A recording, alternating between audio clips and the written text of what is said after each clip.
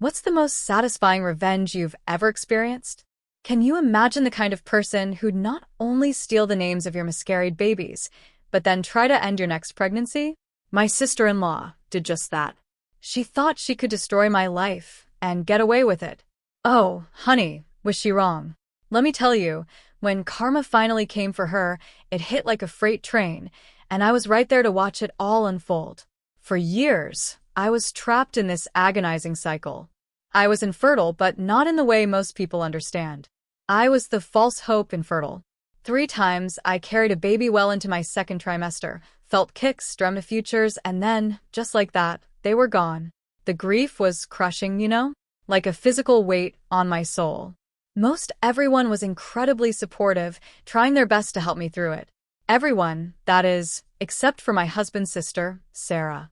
The first time I really broke down, I cried in her lap. She stroked my hair, looked me in the eye, and promised she'd always be there. She even swore I'd be godmother to her baby, still tiny in her belly. I actually started thinking of her as one of my closest friends. Can you believe it? Then, just 2 weeks later, at her baby shower, it hit me, like a gut punch. She announced the name, Faye, the exact Same name as my unborn daughter. Bile rose in my throat. When I confronted her, quietly, she just shrugged. Well, it's not like you were going to use it, was it? She said it with this smug little giggle, like a pig squealing, and her words, they felt like daggers tearing into me. My husband came over, asking what was wrong, and I told him. He just laughed. Laughed. Men sometimes, honestly. I waited until we were alone in the car, trying to make him understand the depth of the betrayal. He's the love of my life, but he'd grown up the family scapegoat, always passive, always apologizing. The kind of guy who'd get robbed on the street and apologize for not having more money. He just sighed and said, "That's just how she is, honey." So, I tried to tell myself that at least my unborn daughter's name could live on. I threw myself into Pilates, obsessed over fertility, desperate to make my body cooperate. But it was no use. 1.5 years later, another baby died inside me. A few weeks after that, I was in Walgreens just trying to get through the day when I saw it. Sarah's post, commemorating her second son. The caption read, "Welcome, baby James. Thanks to Emma for the name inspiration. Her loss is my gain." And then the pregnant emoji, followed by a skull. A skull emoji. It was so openly cruel, so deliberate. By the time she stole the name of my third miscarriage, Charlotte, I was just numb. She'd send me nursery photos, captions like, "Bet you wish this could be for your Charlotte." And my husband? He still defended her. "It's just names, Emma. Just photos. You're being too sensitive." After 4 agonizing years, I stopped hoping for a child. Sarah, meanwhile, was pregnant with her 4th, making jokes at family dinners about which name she should steal next. Everyone laughed. Everyone. Except me. That night, something in me snapped. If she wanted another name, I'd give her one she'd never forget. I waited for the next family gathering. I cornered Sarah, tears streaming down my face, telling her this incredible, secret middle name I'd supposedly found in my late mother's diary, Lexitiva. I made up a story about it meaning sacred child, in some ancient dialect. I even created fake diary pages and Pinterest boards about honoring deceased grandparents. Sarah, bless her conniving heart, ate it up. She announced everywhere that her daughter would be Lexitiva Rose, honoring our family's hidden history. I felt a twisted satisfaction. This was revenge, good enough for me. Then 8 months later, the universe threw me a curveball. A huge one. I was pregnant. Like, 3rd trimester pregnant. I almost cried with sheer, unadulterated joy. No more memorials. No more wondering if there was something profoundly wrong with me. My husband and I had kept it secret, terrified of jinxing it. That same week, we got the text. Sarah was inviting us to her baby shower. I wore a flowy dress, hoping it would hide everything. My husband, bless him, was finally done with Sarah's nonsense. He supported me completely. Sarah, being Sarah, had gone all out for the shower. bigger than any before. The whole family was there, plus her mommy blog followers, who'd been following baby Lexativa's journey for months. Sarah was mid-speech, gushing about her sacred family name, when I stood up. "Actually, Sarah," I said, smoothing my dress over my now undeniably obvious bump, "I have something to share too." The room went dead silent. Sarah's mouth hung open mid-word. My mother-in-law dropped her champagne glass. 29 weeks today, I announced, cradling my belly. We wanted to be sure this time. The room erupted in screams, hugs, and congratulations. Sarah's face drained of color. That's when my husband, the quiet, saintly one, stood up. "Sarah," he said, raising a hand. "You were saying something about Lexativa? All that research you did." Sarah's face went from white to crimson. "Yes, it means sacred child in ancient." "That's so weird," he interrupted, pulling out his phone. "Because when I Google Lexativa, all I get are medical websites about constipation relief." I had to hold my nose to stop myself from laughing out loud. The rest of the room was silent. We grabbed hands and walked out. It was a proud moment for all three of us. But that triumph was short-lived. I was fast asleep at 4 a.m. when a sharp, sickening pain tore through my stomach. A pain I'd felt 3 times before. My husband and I rushed to the hospital, but I already knew. It was a miscarriage. Turns out one of my nighttime prenatal gummies had been swapped for something fatal to my baby. My blood ran cold. I knew. I instantly knew Sarah was behind it. I couldn't sleep for days. Every time I closed my eyes, I saw her smug face at that baby shower. The police said they couldn't prove anything. The bottle had mysteriously vanished from our bathroom, and they couldn't identify the specific substance. My husband, finally, stopped defending his sister. He sat on our bed, holding the empty vitamin bottle we'd found hidden in our outside trash can. His hands shook. Sarah had been in our house just 2 days before, claiming she wanted to help organize the nursery. I started documenting everything. Every vile text, every insidious social media post, every cruel comment. My laptop became my constant companion. 3 weeks after losing our baby, I uncovered something that made my blood run cold. Sarah's best friend, Catherine, worked at the pharmacy where I filled all my prescriptions. I remembered seeing them giggling together at family gatherings, Catherine always asking intrusive questions about my fertility treatments. I drove to the pharmacy during Catherine's shift. She saw me coming and tried to duck into the back room, but I cornered her near the vitamin aisle. Her face went white when I mentioned the prenatal vitamins. "I don't know what you're talking about," she stammered, but her hands trembled as she straightened bottles. That evening, Sarah posted on her mommy blog about toxic family members who make false accusations. Within hours, her followers flooded my social media with hateful messages, jealous, delusional, attention-seeking. My husband had to delete his accounts because her mob started attacking him, too. We sat in our living room, curtains drawn, feeling like we were under siege. He kept apologizing, over and over, for not believing me sooner, for letting Sarah's behavior slide for so long. The next family dinner was at Sarah's. My mother-in-law practically begged us to go, claiming it was a silly misunderstanding. Against my better judgment, we went. Sarah had strategically placed baby Lexativa's bassinet right in the center of the dining room. Every time I looked up, there was that name, embroidered on a blanket. Sarah kept making veiled comments about people who can't handle others' happiness. During dinner, she excused herself to feed the baby, leaving her laptop open on the kitchen counter, screen still glowing. I don't know what possessed me, but I found myself walking toward it, pretending to get more water. The browser was open to her email. My heart pounded as I saw subject lines about fertility herbs and natural miscarriage remedies. My hands shaking, I quickly pulled out my phone and took photo after photo. "What are you doing?" Sarah's voice cut through the air like a knife. I spun around, phone still in hand.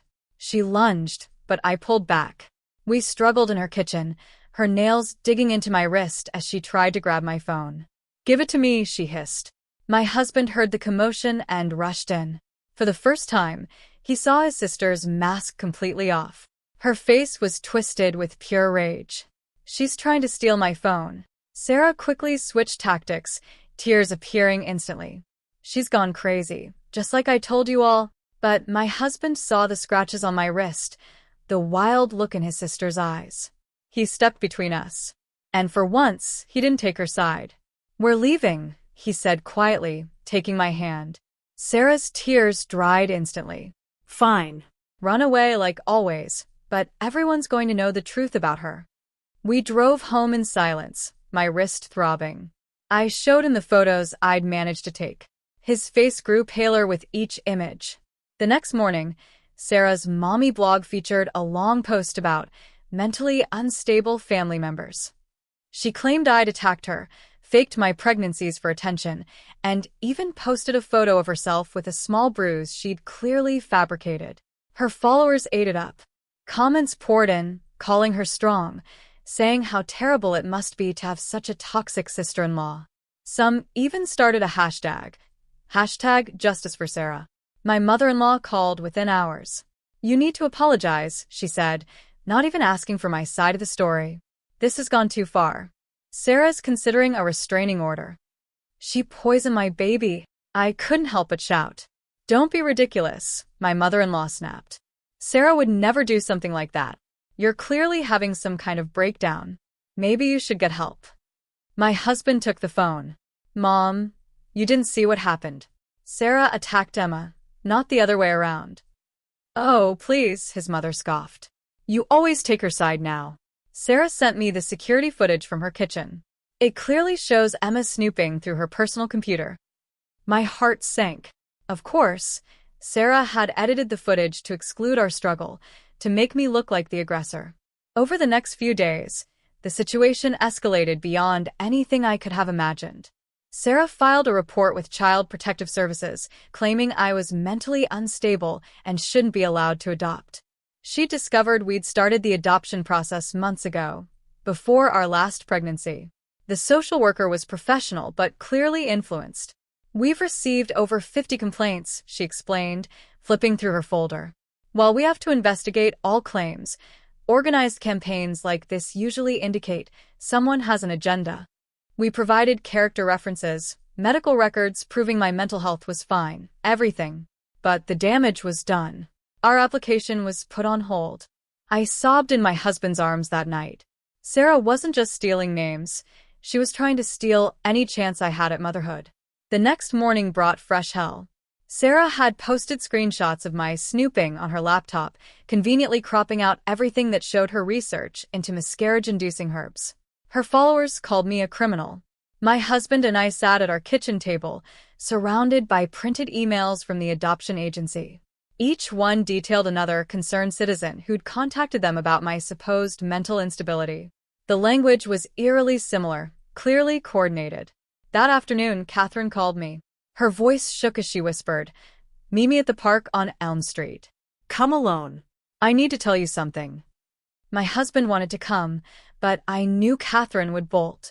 I found her on a bench near the playground, nervously watching mothers push their children on swings. "I can't do this anymore," she said as soon as I sat down. "Sarah's gone too far. The vitamins, she made me switch them. Said it was just harmless herbs to help with your anxiety." My hands clenched into fists. "You knew what they were." Catherine's eyes filled with tears. "She had dirt on me. I've been skimming pills from the pharmacy. Just anxiety meds for myself. Nothing serious. But she found out and threatened to report me unless I helped her." I pulled out my phone to record, but Catherine grabbed my wrist. "No recordings. I'll deny everything if you try to use this against me. I wanted you to know I'm sorry. And to warn you, she's not done." "What do you mean she's not done?" Catherine glanced around nervously. "She's been stealing your mail. Has copies of all your adoption paperwork. She knows which agency you're using, who your caseworker is, everything." My blood ran cold. We'd been wondering why some of our mail seemed to go missing. Catherine stood to leave. "You have to tell someone. The police, the adoption agency." She yanked away. "I can't lose my job. I have kids, too." She hurried away, leaving me alone on the bench. That evening, my husband installed security cameras. We changed all our locks, had our mail forwarded. It felt like we were preparing for war. Sarah's next move came at Thanksgiving dinner.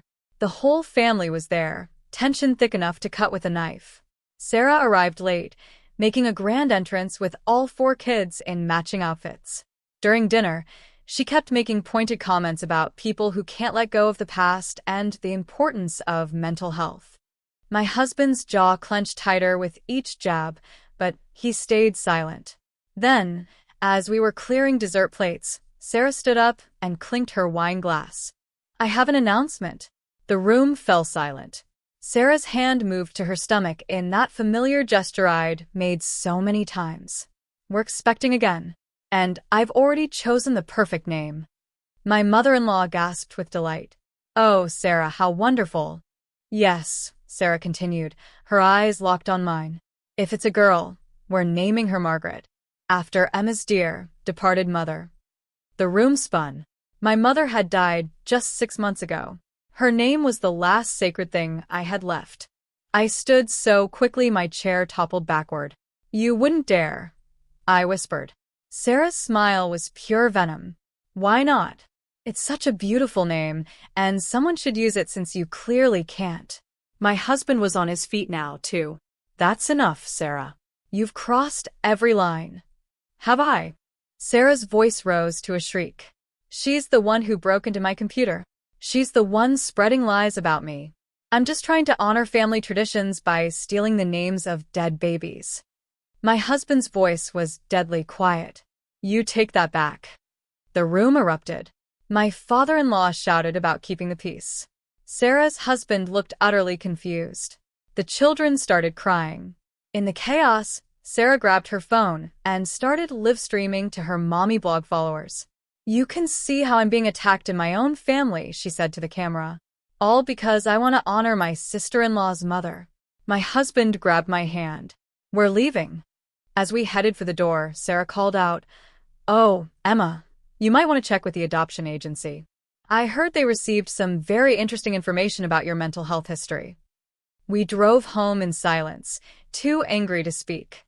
When we got home, there was a message on our answering machine from our adoption caseworker. "Call urgently." My hands shook as I dialed.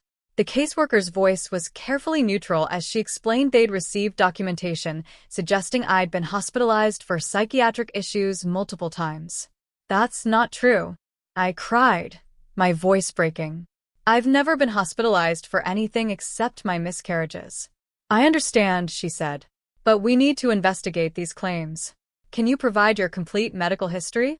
After I hung up, my husband found me sobbing on our bedroom floor. He held me, whispering promises that we'd fight this, that Sarah wouldn't win. The next day, we went to the hospital for my medical records. The administrator pulled up my file, then frowned. "This is strange. There are entries here I don't recognize." My heart sank as she showed us the screen. Someone had added fake psychiatric admissions to my electronic records, complete with diagnoses of delusional disorder and pathological lying. "This is fraud," the administrator said. "We'll need to investigate how someone accessed our system."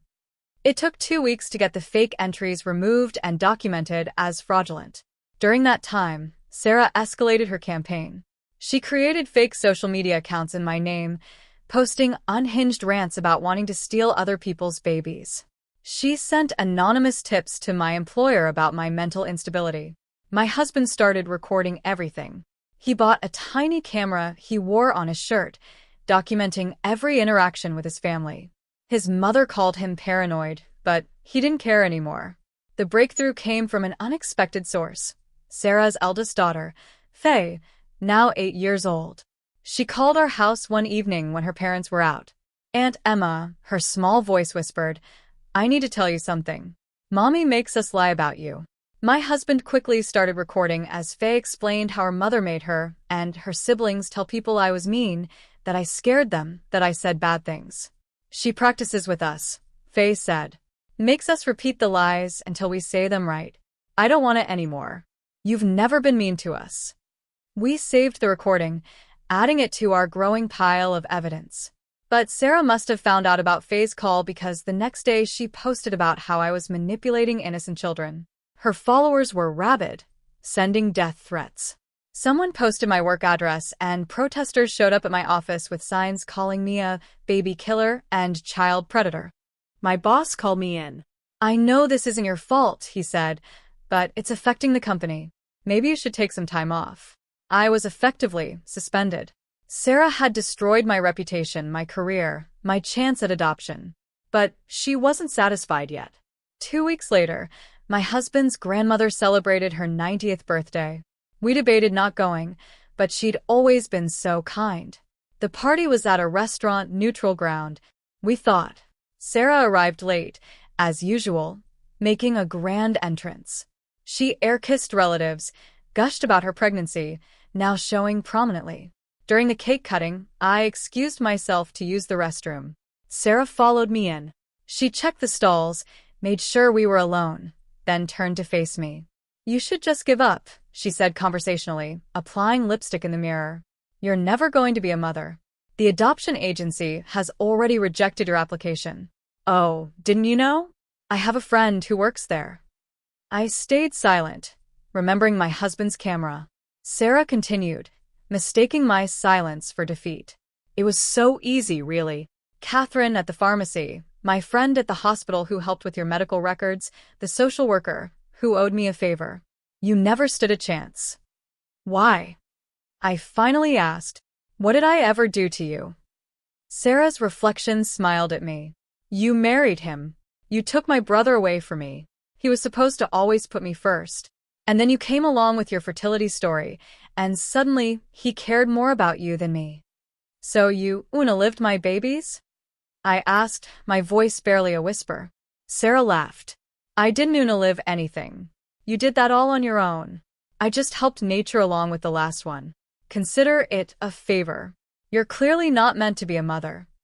I left the bathroom without another word, my heart pounding. We finally had her confession on tape. But when my husband checked the camera that night, the battery had mysteriously died. Just before Sarah followed me into the bathroom, we had nothing. The next blow came from Sarah's husband. He called my husband, asking to meet privately. We assumed he was going to threaten us, but instead, he looked exhausted and defeated. I found her journal, he said, sliding a leather notebook across the table.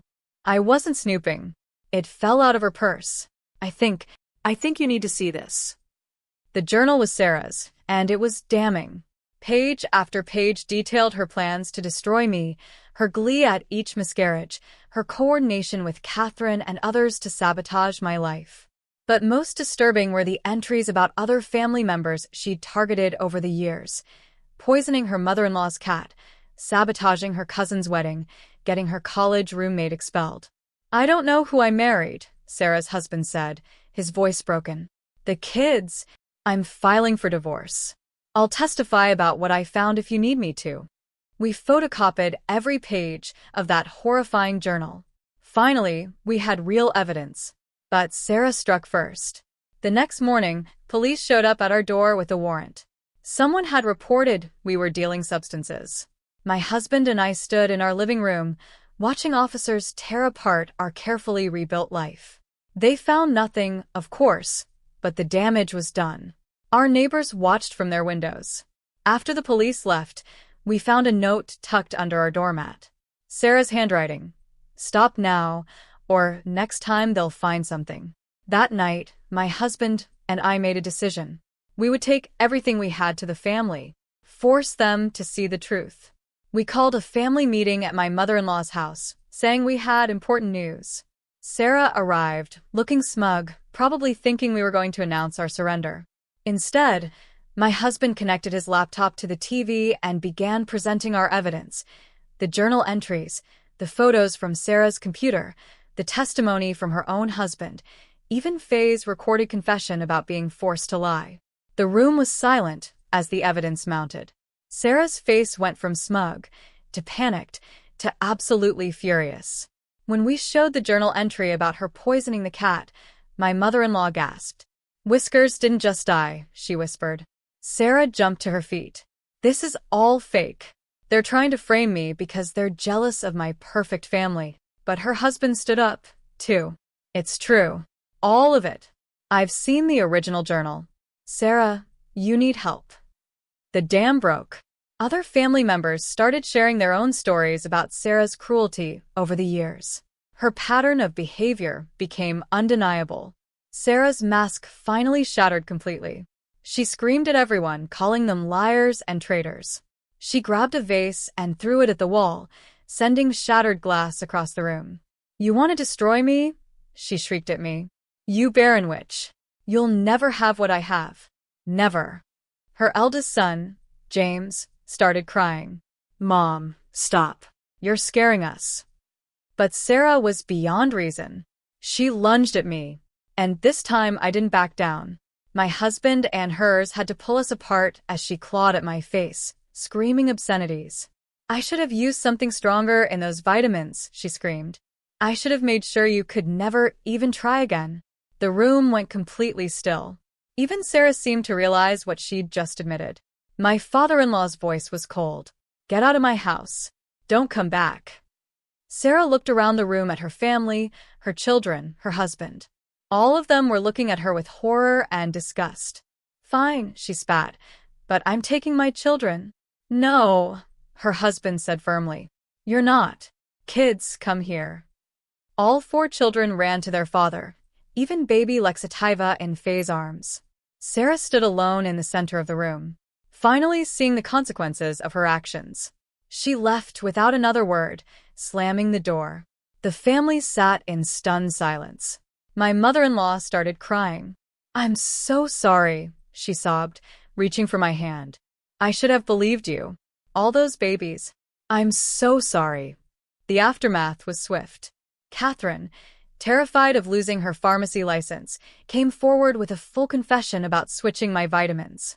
She provided receipts, text messages from Sarah, everything needed to prove what had happened. Sarah's husband filed for emergency custody and a restraining order, citing her journal as evidence of her being an unfit mother. He also shared that he'd found searches on her computer for how to induce miscarriage dating back years. Sarah's mommy blog imploded when someone leaked excerpts from her journal to her followers. The woman who'd built her brand on being the perfect mother was exposed as a calculating sociopath. Within days, she lost everything: her husband, her children, her family, her online following. The adoption agency called to apologize, reactivating our application.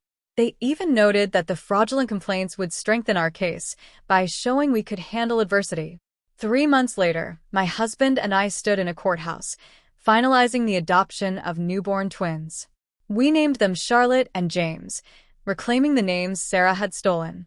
As we signed the papers, I thought about the long, painful journey that had brought us here. Sarah was facing criminal charges for vitamin tampering, though her lawyer was pushing for a plea deal involving mental health treatment. Her children were thriving with their father. Faye started calling me Aunt Emma again and asked if she could help babysit. "I want to be a good big cousin," she'd said. "Not like my mom was a sister." As we drove home with our babies, my husband squeezed my hand. We'd survived Sarah's campaign of terror, and somehow, we'd come out stronger. The twins gurgled in their car seats, and I smiled through my tears.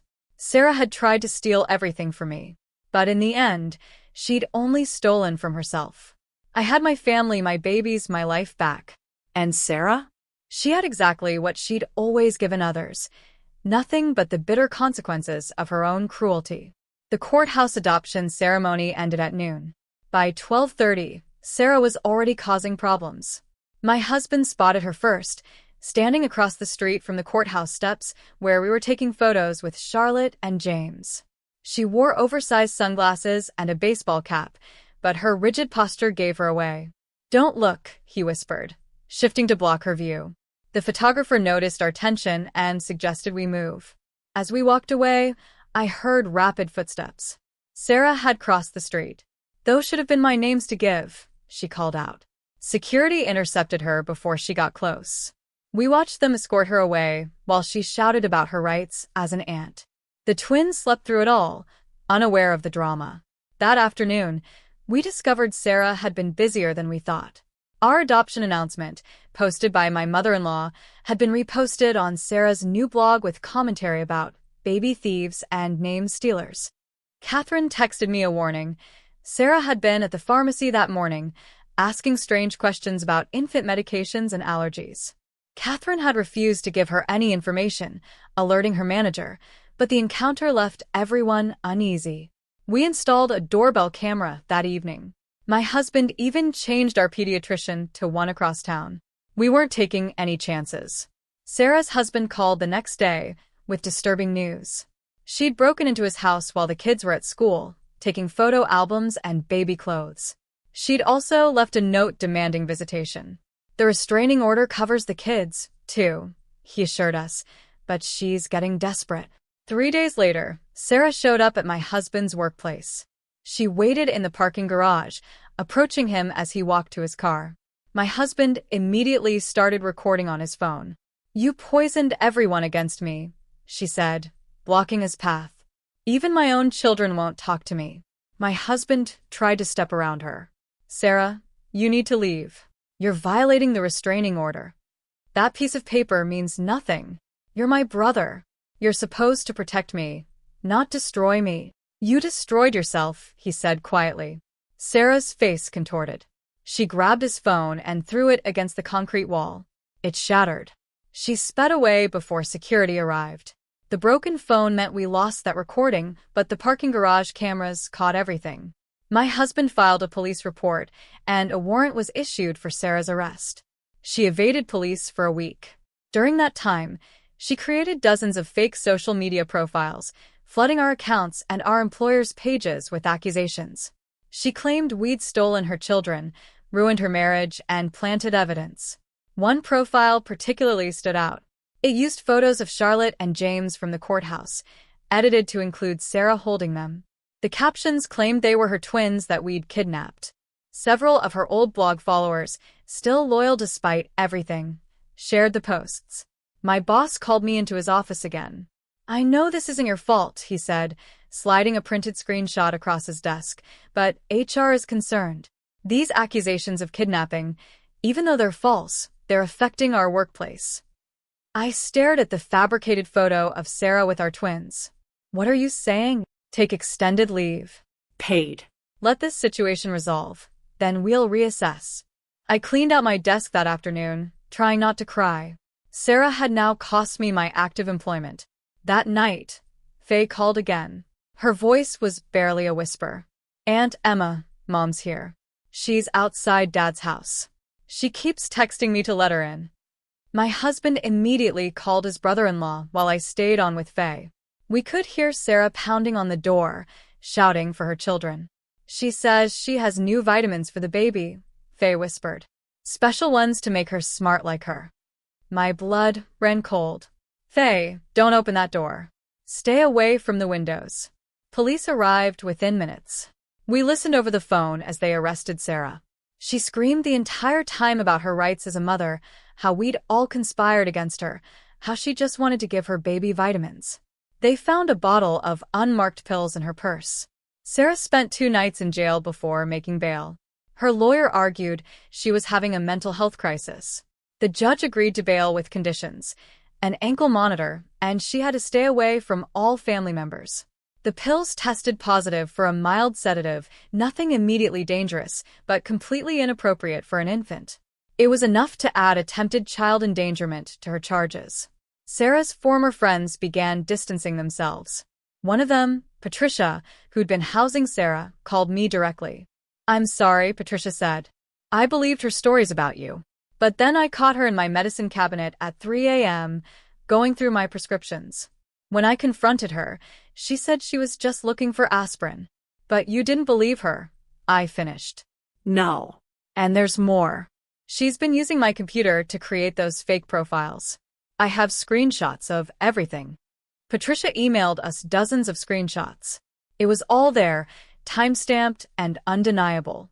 We added it to our evidence file, which had grown thick enough to fill a banker's box. My husband organized everything chronologically, preparing for the criminal trial. Meanwhile, we focused on our new life with the twins. They were thriving, gaining weight, starting to smile. Charlotte had my husband's eyes, while James had my stubborn chin. Every milestone felt like a victory Sarah couldn't steal. The adoption agency called with a follow-up visit. The social worker who came was the same one who'd investigated Sarah's false claims. She smiled when she saw how well the twins were doing. "I want to apologize again for the investigation," she said, watching Charlotte grip my finger. "It's clear now that those complaints were malicious." "We understand you had to follow protocol," my husband said. "Yes, but I want you to know we flagged Sarah's name in our system. If she ever tries to adopt or interfere with another adoption, we'll know immediately." It was a small comfort, but we took any protection we could get. Sarah's next move came through her lawyer. She was suing for grandparent rights, claiming we were alienating her from her rightful relationship with the twins. The lawsuit was baseless.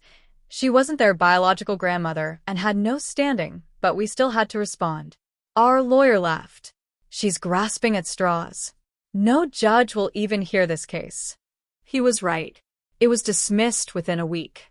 But Sarah didn't stop there.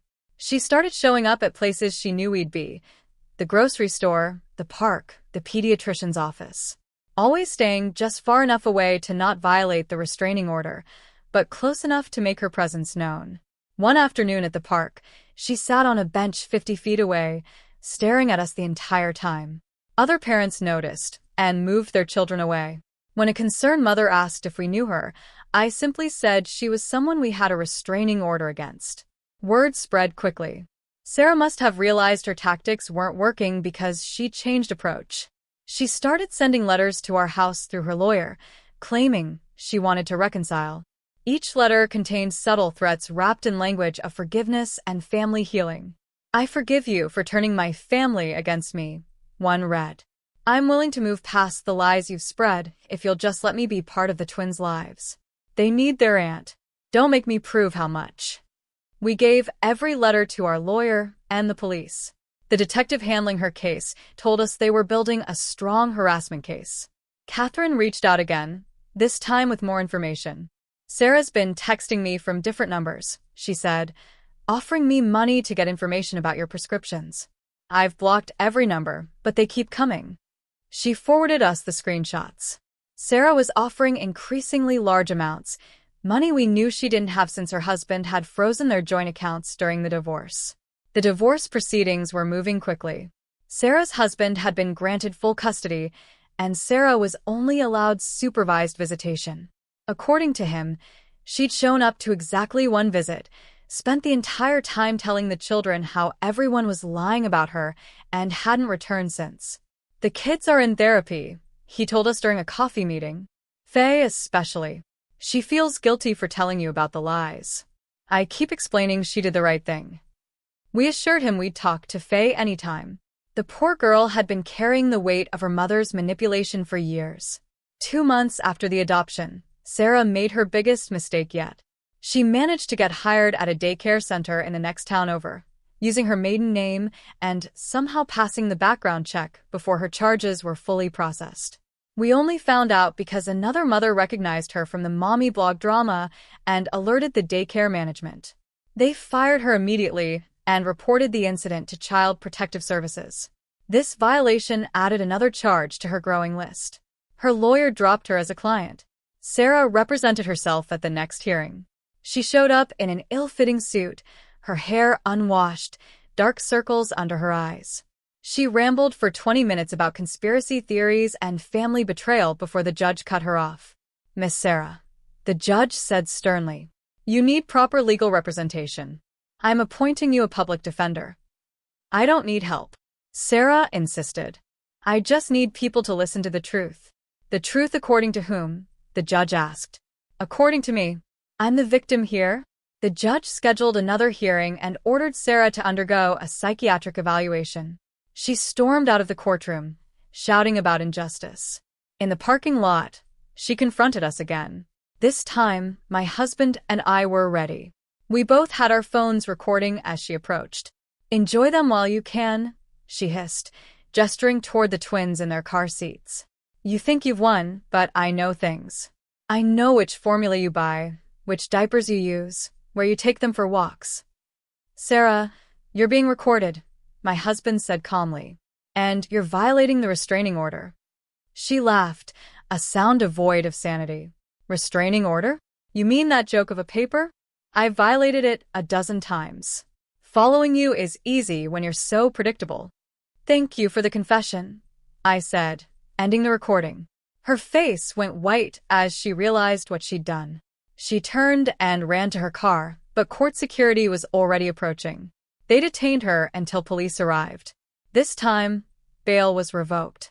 Sarah would await trial from jail. Her husband brought the kids to visit us the week after Sarah's incarceration. It was the first time they'd seen the twins in person. Faye was gentle and sweet with them. "Mom's in jail?" little James asked his father. "Yes, buddy. She made some bad choices." "Is it our fault?" Charlotte asked, her 7-year-old face creased with worry. No, sweetheart. "Nothing Mom did is your fault. She's sick in her mind and needs help." The kids seemed to accept this explanation. They played with the twins' toys and helped feed them bottles. It was a glimpse of what family gatherings could have been like if Sarah hadn't poisoned everything with her jealousy. My mother-in-law came by later that week. She'd aged years, the stress of Sarah's actions weighing heavily. "I failed her somehow," she said, watching the twins sleep. "I must have. Normal people don't do what she did." "Mental illness doesn't mean you failed as a parent," my husband told her gently. "Sarah made choices, bad ones. That's on her, not you." We spent the afternoon looking through old photo albums, pictures of Sarah as a child, smiling, seemingly normal. My mother-in-law pointed out moments she now recognized as warning signs. Sarah's rage when she didn't win a game, her manipulation of younger cousins, the mysterious illness of a classmate who'd run against her for class president. "I always made excuses," my mother-in-law admitted. "Said she was competitive-driven. I never wanted to see what was really there." The criminal trial was set for 6 months out. Sarah's public defender was trying to build an insanity defense, but the prosecutor felt confident. The evidence was overwhelming. Catherine's testimony, the journal entries, Sarah's own recorded confessions. We settled into a new routine. Park visits without looking over our shoulders. Doctor appointments without fear of tampering. Family dinners where Sarah's name rarely came up. The twins grew bigger every day, their personalities emerging. Charlotte was the serious one, studying everything with intense focus. James was all smiles and giggles, charming everyone he met. They were perfect, and they were ours. Sarah couldn't touch them from behind bars. 5 months into Sarah's incarceration, we got unexpected news. She was pregnant. Apparently, she'd been seeing someone before her arrest and now faced giving birth in prison. Her husband was devastated. "Those kids don't deserve another sibling born into this mess," he said. The pregnancy added another layer of complexity to the trial. Her lawyer pushed harder for the insanity defense, arguing no sane woman would commit crimes while pregnant. The prosecutor countered that Sarah's calculated actions showed clear premeditation. We attended every pretrial hearing, sitting quietly in the back, bearing witness. Sarah grew larger and more disheveled with each appearance. She'd stare at us with naked hatred, her hands cuffed over her expanding belly. During one hearing, she exploded. "They stole my life," she screamed, pointing at us. "My babies, my family, everything. And now they sit there judging me." The judge ordered her removed. As guards escorted her out, she turned back one more time. Charlotte and James were supposed to be mine. The courtroom was silent after her outburst. Even her lawyer looked defeated. A month before trial, Sarah went into labor. The baby, a girl, was born healthy despite everyone's fears. Sarah named her Emma. My hands shook when I heard. Even now, even after everything, she was trying to hurt me. Using my name for her child, conceived in chaos and born in custody. Child Services took baby Emma immediately. Sarah had no rights given her situation. The baby went to foster care, while the state decided on permanent placement. Sarah's husband considered taking her, but ultimately decided against it. "My kids have been through enough," he explained. "I can't bring home their half-sister as a constant reminder of their mother's breakdown." The trial began on a cold February morning. Charlotte and James were 11 months old, walking and babbling their first words. We left them with my father-in-law and took our seats. Sarah entered in shackles, her postpartum body shrouded in an orange jumpsuit. She'd lost weight, her face gaunt and hollow. She found us immediately in the gallery, her stare unwavering. Catherine testified first, detailing how Sarah had blackmailed her. She broke down crying, but stuck to her story.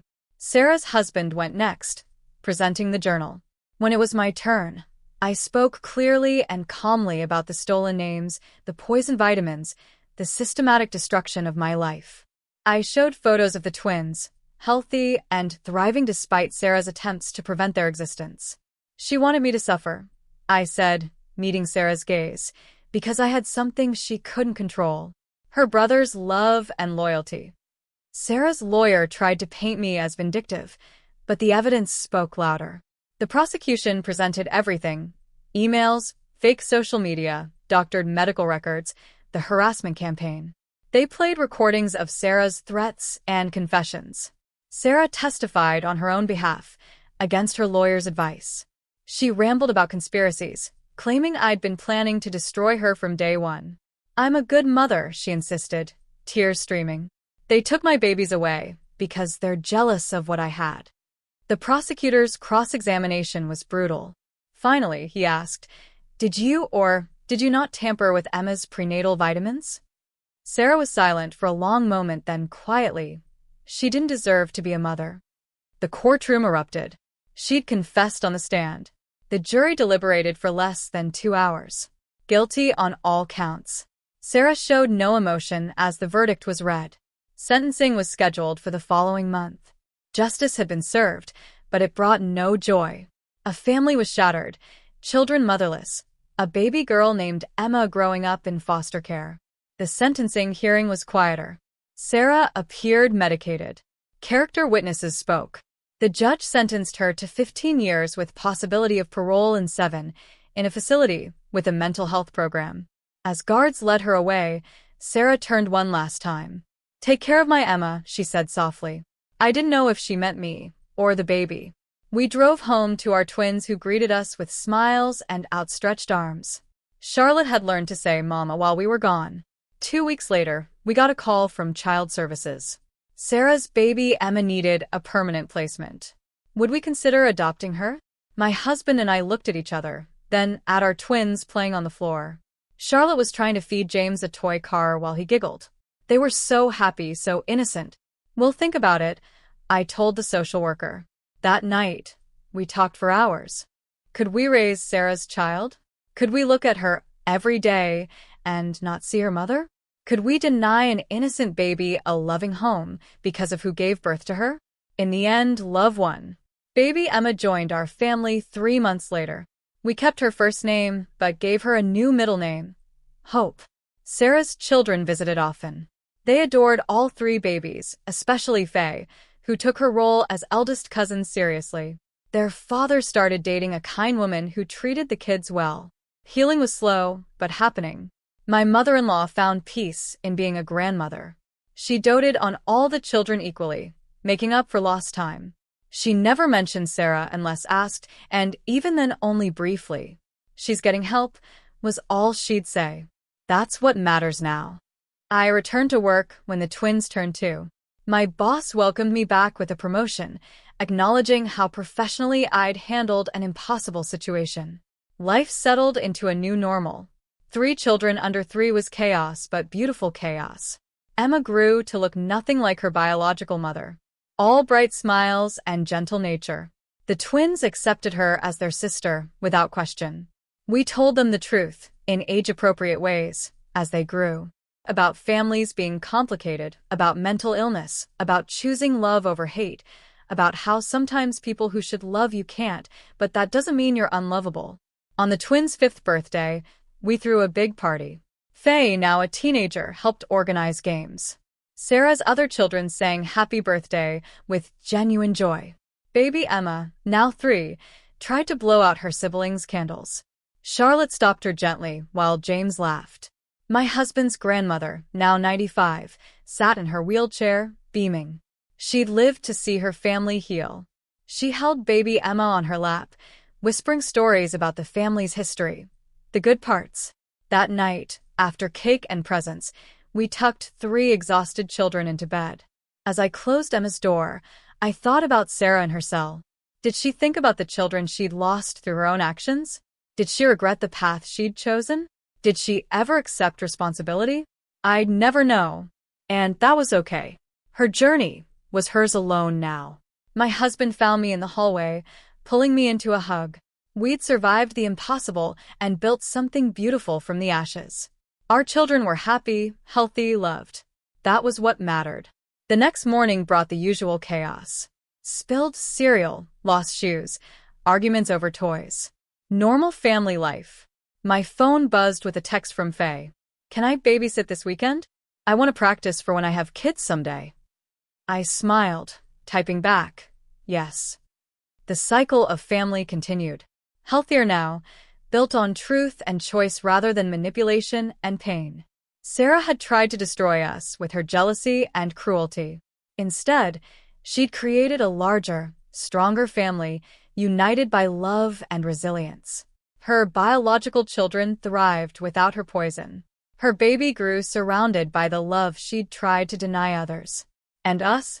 We had everything she'd wanted, not because we'd stolen it, but because we'd earned it through patience, perseverance, and the choice to love even when it hurt. The twins started kindergarten that fall. Charlotte organized her supplies with military precision, while James charmed his teacher within minutes. Emma watched them leave with tears, counting the days until she could join them. We stood at the bus stop, 3 parents waving goodbye. My husband squeezed my hand as the bus pulled away. We'd made it. Despite everything, we'd made it. That afternoon, while Emma napped, I finally opened the box I'd kept in our closet. Inside were the ultrasound photos of our lost babies, the ones whose names Sarah had stolen. I looked at each one, remembering the hope and heartbreak they represented. Then I added new photos, Charlotte, James, and Emma playing together. Life from loss, joy from sorrow, family from the ashes of another's destruction. I closed the box and put it away. The past was honored, but not dwelt upon. The present demanded too much attention, too much love, too much life to waste time on what might have been. Downstairs, Emma was awake, calling for snacks. I headed down to meet her, ready for whatever came next. We'd survived Sarah's worst. Everything else was just life, messy, beautiful, ordinary life.